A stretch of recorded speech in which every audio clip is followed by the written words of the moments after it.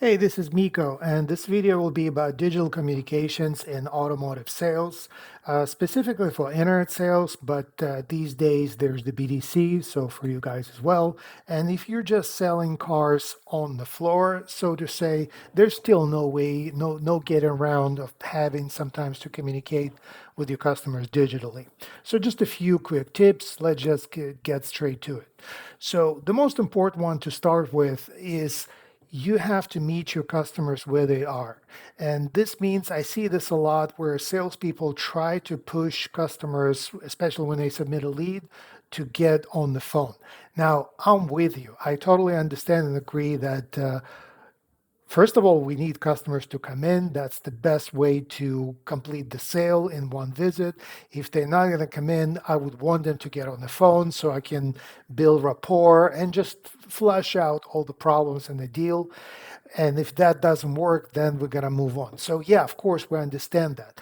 But also, we have to realize that some customers are not comfortable, they're not ready, whatever the reason might be. If they're not calling the dealership, if they're not at the dealership, they're not calling, they're not picking up your phone call, this means they're not ready to talk, and you have to meet them where they are, whether it's texting or it's email. Now, the preference will be for me, and I would recommend it to everybody else. The best thing, of course, is a phone, and we're going to make it easy for them and give them reasons for them to call us. But don't push them. If you start pushing customers to do something that are not ready to do, you get a resistance. When you push, you get a resistance. So yeah, we want them to be on the phone, but if we cannot get them on the phone, the next best thing for us to complete the sales is an email. In text is the last thing. Now, again, if my customer insists on texting back and forth, I will do that. But if it's possible, I'm going to try to move the conversation to email. Why? I can type better on the computer. I can include links. I can attach documents. I can include a lot of things, make it more professional. Whether it's on the text, it's not as convenient. And even if you do this on like a texting app on your CRM, it's not going to look as good as if just a conversation on the email. So that being said, the rest will be it will apply to texting or email. Again, hopefully we can get to email, but if not, just apply to everything. So once you communicating with the customer in the way that they want, you send them a good first quality response. I have a video on that. Go back and find that video of how to build the first quality response. Extremely important. But let's say you actually got what you wanted and you got the customer to respond to you. The customer found your email in the spam folder or wherever, and they're emailing you back with some clarifications, questions, requests. The most important thing in this case is just don't let it fall through the cracks. And the problem is this in automotive CRMs, there's just no way, it's not going to remind you if you opened an email and you said to yourself, yeah, I'm busy right now, but I'm going to respond later. And there's no system to remind you to actually do that, to actually respond. And I'm speaking from experience. I've done this multiple times. I forgot customers' emails. And it's embarrassing when customers come back to you and have to follow up with you, just basically nudging you to help you sell them a car, whatever. So uh, you have to create a system. You cannot rely on your memory, that's for sure, and you cannot rely on your CRM. Here's what happens. I'm on my lunch, or I'm already at home, or maybe I'm on a stoplight, and my phone buzzes and I see a notification. Now, of course, I'm going to be curious. I want to know what it is. I'm going to open it, I'm going to look at it, and then the customer has a question that I cannot just answer really quick. I need to look up something, or I'm not even, just busy driving. And I'm thinking, okay, mental note, I'm going to get to my office, I'm going to remember to answer. Guess what's going to happen? I'm not going to remember. And nobody's going to do that for you. And this is like, this is really the easiest, but also one of the hardest things to train yourself to have a system. And the system could be just as easy as pushing your iPhone and saying, hey, Siri, create a reminder to respond to Miko, check for his email and set a reminder whenever. or you have a list of notes, or you have a to-do list on Microsoft, whatever it is, have a system for that. Okay, so let's assume you do have a system, customer emailed, you're in your office, and you actually start creating that response. It should go without saying, but I do see responses and I do see a lot of examples where just very unprofessional. Unprofessional in what way? Well, misspelled, no punctuation, just short answers, not not email that are not built in a professional way. If a customer sends me an email and says, "Good morning, Miko. I hope you're doing well. Here's my question." Then when I respond, I have to say, "Good morning, customer. I hope your day is going well. Here's the answer." So you have to mimic the way the customer communicates, and it starts just from including their name. And then you have to be more professional than them. So even if they're not really professional and it looks like a monkey typed it, you have to a little bit better than that. So spell check. Use AI Chat GPT to rewrite it for you to include proper punctuation.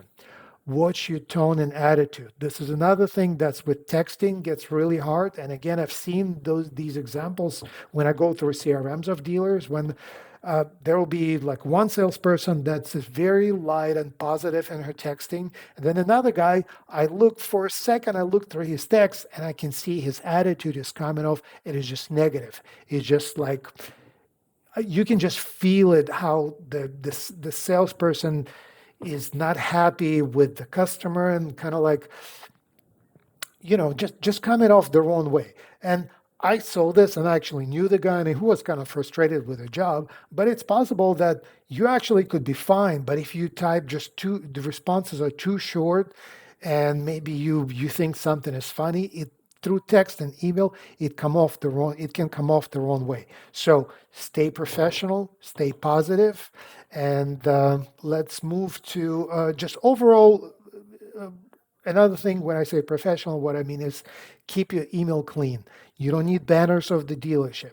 You don't need the table that's, some of those CRMs like Dealer Socket, they have like tables. They like tables for some reason. So just extra formatting that's completely unnecessary. Plain text, plain font, black, no bold something, but just keep everything clean. Now, the actual content of your response. So positive tone. Always a good idea start with a compliment.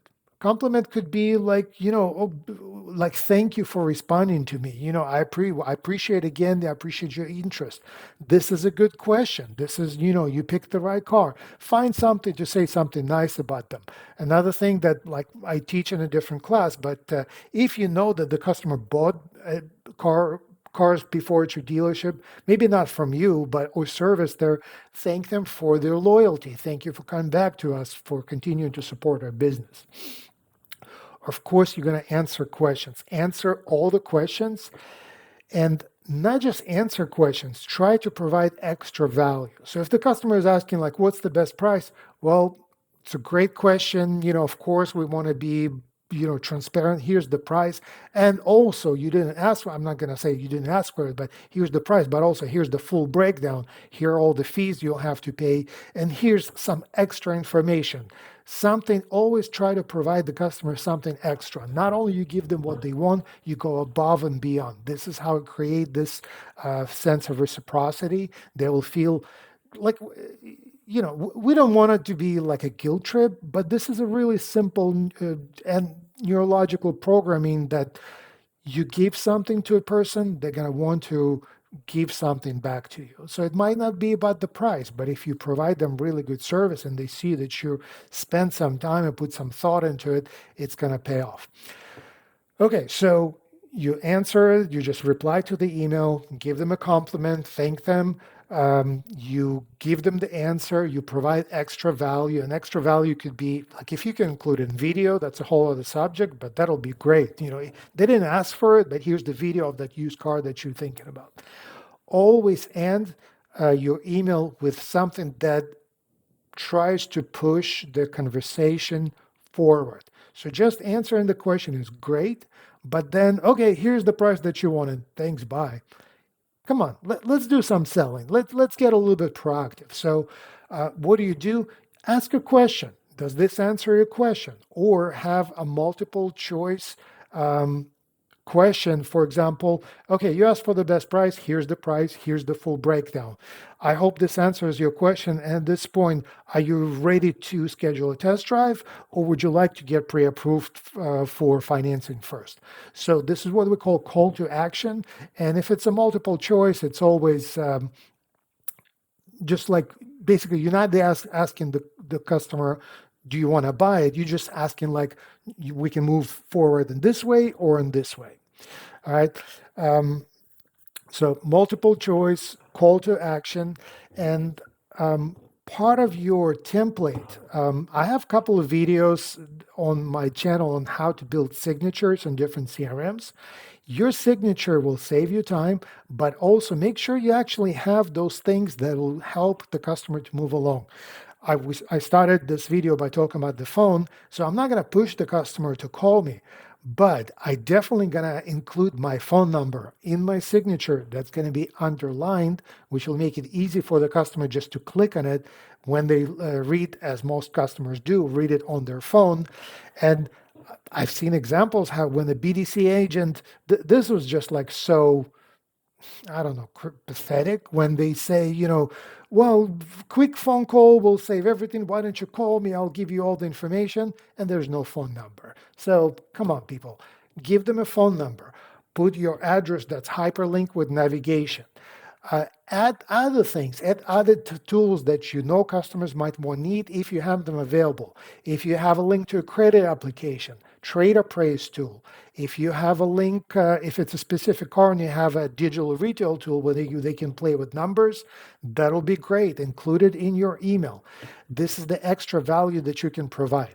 And another thing that really good, unfortunately, CRMs will not do that for you, but you can create a calendar for yourself where your customers can go into your calendar and schedule their own appointments. Calendly is one company that I know that's easy enough, and they have a free version that's enough for what we do. Create that calendar, customize it with the time when you want those appointments to be made, and just include it in your signature. So we're not pushing the customer to come in, but that option is right there. And when you make your approach friendly, open, not pushy, not trying to hide anything, customers will respond to that, and this will make your process easier, and it'll help you sell more cars. And you're not going to miss those customers that expect communication over email, and we just refuse to do that.